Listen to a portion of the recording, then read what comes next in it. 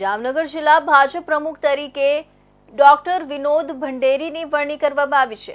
35 વર્ષના અનુભવી નેતા વિનુભાઈ ભંડેરી નવા જિલ્લા પ્રમુખ બન્યા છે। તેઓ જિલ્લા પંચાયતના સદસ્ય તરીકે પણ સેવા આપી ચૂક્યા છે। હાલમાં તેઓ ગુજરાત પ્રદેશ કારોબારી સમિતિના સભ્ય છે અને મન કી બાત કાર્યક્રમના સૌરાષ્ટ્ર વિભાગના ઇન્ચાર્જ તરીકે કાર્યરત છે।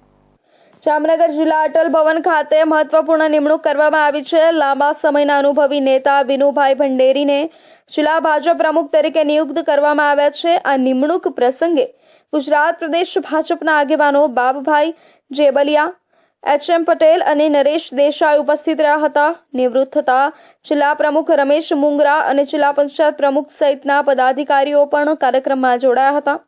વિનુભાઈ ભંડેરી 1990થી ભાજપ સાથે સક્રિય રીતે જોડાયેલા છે।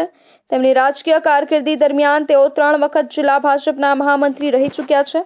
તેઓ જિલ્લા પંચાયતના સદસ્ય તરીકે પણ સેવા આપી ચૂક્યા છે। હાલમાં તેઓ ગુજરાત પ્રદેશ કારોબારી સમિતિના સભ્ય છે અને મન કી બાત કાર્યક્રમના સૌરાષ્ટ્ર વિભાગના ઇન્ચાર્જ તરીકે કાર્યરત છે।